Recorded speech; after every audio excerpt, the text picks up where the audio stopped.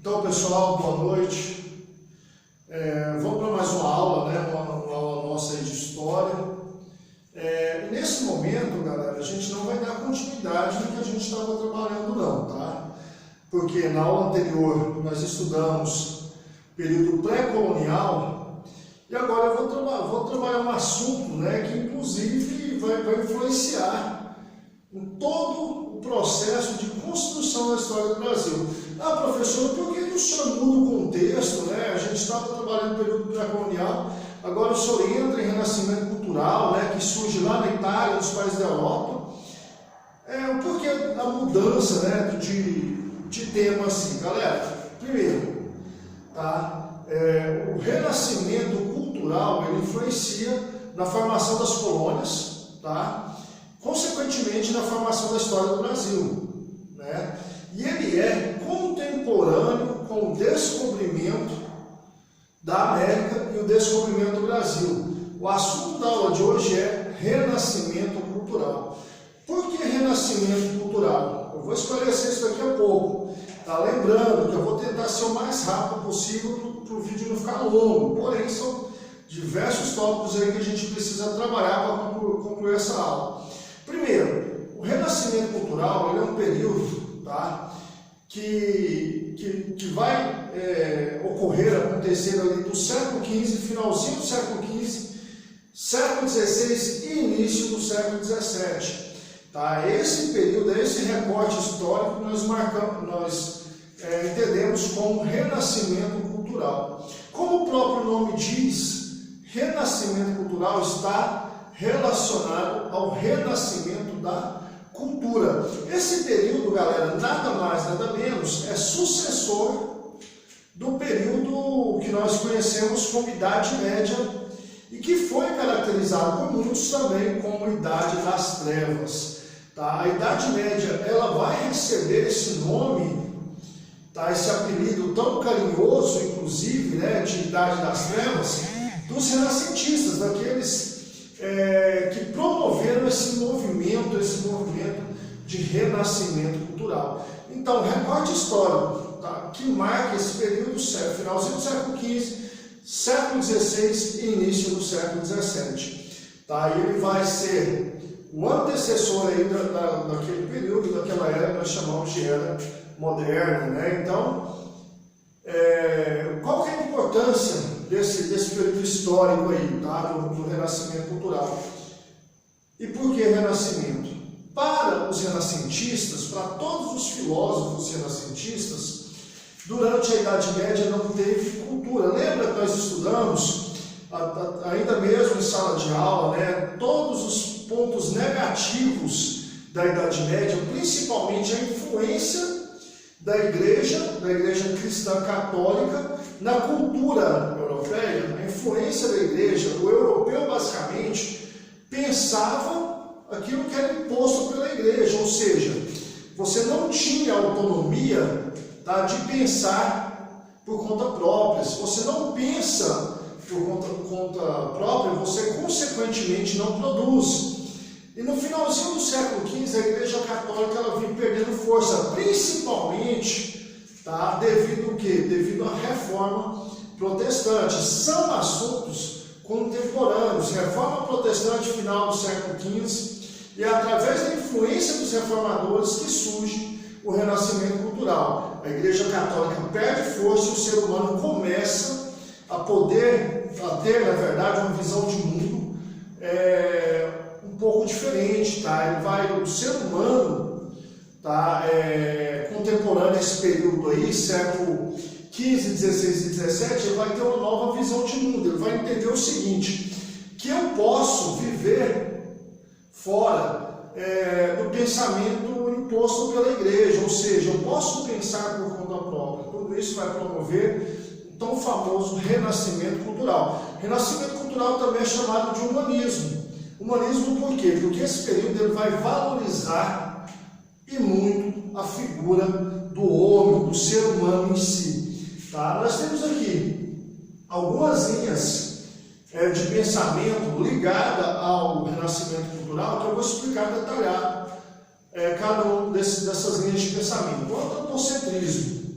Homem no centro do universo. O que o antropocentrismo vem suceder? Tá? Ele vem suceder o tão famoso teocentrismo. Tá? O teocentrismo é Deus no centro do universo e das atenções. O antropocentrismo já é uma linha de pensamento um pouco diferente. Tá? No antropocentrismo, Deus deixa de ser o centro da atenção, tá? E o homem passa a ser o centro das atenções e do universo. Mas, professor, todo antropocêntrico é ateu, já que ele tira a figura, né, de Deus no centro do universo e se coloca no lugar dele, consequentemente ele é ateu? Não, viu, galera? A ideia antropocêntrica nada mais é o seguinte: é o homem agora no centro das preocupações e podendo caminhar sem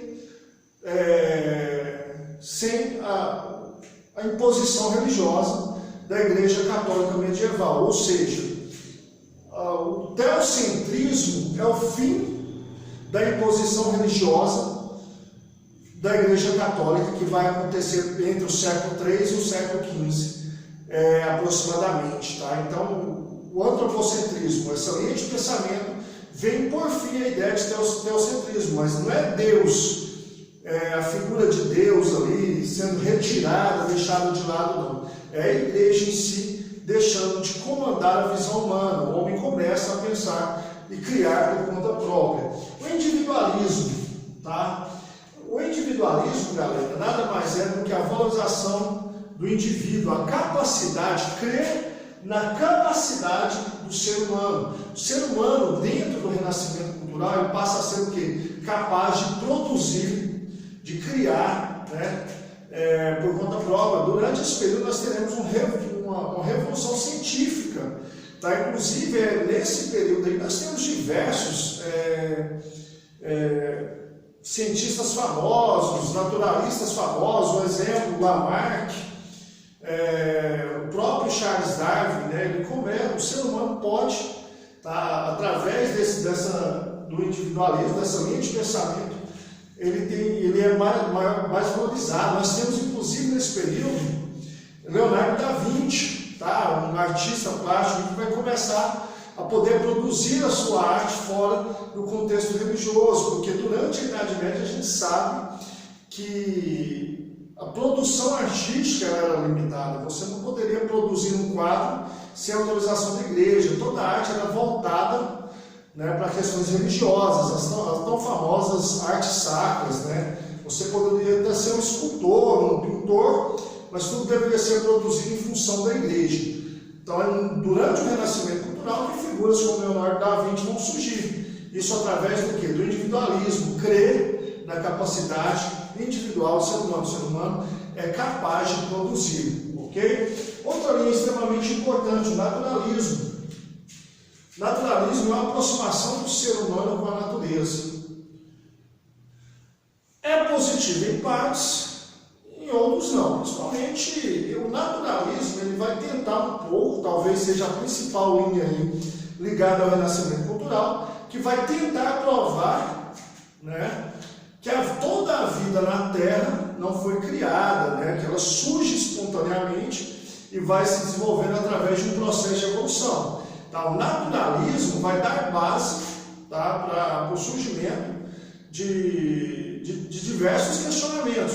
Um naturalista famoso, eu acabei de citar ali atrás, Charles Robert Darwin. Se você fala que Darwin é um cientista, Darwin não é um cientista. O termo ciência, cientista, nem era utilizado na época. Tá? Era utilizado o termo filósofo da natureza, né? Então, o naturalismo nada mais é do que a relação humana com a natureza, tentando explicar e provar para o mundo o surgimento da vida. Tá? Isso aqui vai contradizer, sem sombra de dúvidas, as questões religiosas. Dentro desse naturalismo, tem figuras aí como Jean-Baptiste Lamarck, que todo aquele processo da seleção natural das espécies, não, né? Seleção natural das espécies é Darwin. Lamarck, ele pregava uso e desuso, né, para a evolução das espécies, ou seja, se uma espécie tem um exemplo, a girafa, tem um pescoço mais longo, porque utiliza essa estrutura, desenvolveu para isso, evoluiu para isso. E através do naturalismo nós temos o surgimento de Darwin, né, que vai tentar provar para o mundo que nós somos resultados de um processo de evolução, baseado nas teorias de Darwin. Surgem diversas outras teorias aí, então o neodarwinismo e por aí vai. Então essa linha de pensamento naturalista nada mais é do que isso, tá? É o ser humano se aproximando da natureza para tentar explicar o surgimento da vida. Ele vai contradizer, sem sombra de dúvidas, as questões religiosas, a criação. O hedonismo é a contraposição aos valores medievais, ou seja, se a cultura renasce no finalzinho do século XV, significa que ela não existiu durante a Idade Média. E para ela renascer, galera, ela vai ter que ter base em outras culturas, tá? Isso vai influenciar, inclusive, o classicismo, ou seja, baseado em que, tá? O filósofo, o homem ali do renascimento cultural vai desenvolver a sua cultura. Eles vão se espelhar nas culturas antigas, da Grécia e da Roma antiga, daí o surgimento também de outra linha, o tão famoso classicismo, tá? O hedonismo, ele se contrapõe a tudo o que aconteceu durante a Idade Média. Tudo o que aconteceu durante a Idade Média, para o homem renascentista, não teve valor. Por isso, os próprios renascentistas denominaram a Idade Média como Idade das Trevas. Ok? Esse termo Idade das Trevas, ele não era utilizado, não foi utilizado ao longo da Idade Média. O homem medieval não considerava o seu período como Idade das Trevas, tá? Quem vai considerar esse período como Idade das Trevas é o homem renascentista. Das trevas por quê? Está principalmente ligado a questões de pensamento, ou seja, o homem medieval viveu uma treva cultural, ele não desenvolveu basicamente nada. Se você for analisar, realmente, né, a medicina não avançou durante a Idade Média, a ciência não avançou, até mesmo a questão da religiosidade, né? Só vai se desenvolver a questão do pensamento religioso, crítico religioso, com o fim da Idade Média, o surgimento, né, dos renascentistas. Tá? O classicismo, como eu disse, a retomada dos valores clássicos, ou seja, um homem do Renascimento ele tinha que se inspirar em alguém, mas se ele considerava um homem medieval, período medieval como período de trevas, então eu não vou me espelhar nesse período. Eu vou lá na história antiga, tá? E vou me espelhar em quem? Na Grécia e na Roma antiga, tá? No tão famoso classicismo grego e romano. Eu não me espelho nos homens medievais, mas eu vou me espelhar nos povos antigos. Eu preciso de alguém para me espelhar, para iniciar a minha cultura, a minha própria cultura, né? Daí até muitas esculturas criadas durante o Renascimento cultural remontam ali a história antiga, a Grécia e a Roma antiga. Ok? O racionalismo nada mais é do que uma supervalorização da razão humana, tá? É o ser humano a partir de agora valorizando a sua razão. A professora, a razão sobrepõe a fé. A fé é racional? Sim, a fé é racional, tá? Mas para o homem do Renascimento cultural, ele só acreditava naquilo que ele pudesse observar, experimentar e provar a sua existência.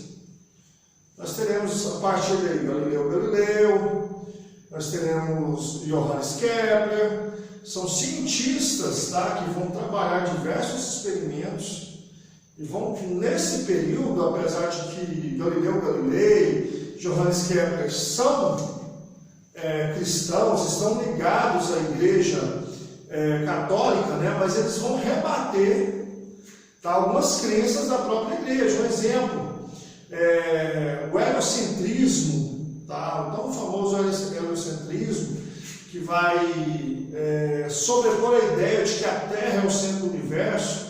São cientistas provando para a humanidade da época, tá? Isso está relacionado ao racionalismo. Os cientistas provando para a sociedade da época que alguns argumentos pregados pela própria igreja estavam errados, porque até então não só para a igreja, mas para todas as pessoas, a Terra é o centro do universo. E a Galilei, Kepler, que vão criar uma nova teoria, baseada em experimentos, vai provar para quem? Para a sociedade, para a população, que o centro do universo é o céu, e não o planeta Terra. Ok? Vai criar a tão famosa teoria do heliocentrismo. Esse é um resumo do que foi esse período de extrema importância, tá, para a formação da sociedade, que é o renascimento cultural, o tão famoso humanismo, né, muito importante, inclusive, para a formação das colônias, a colônia portuguesa, no caso, o Brasil. Tá?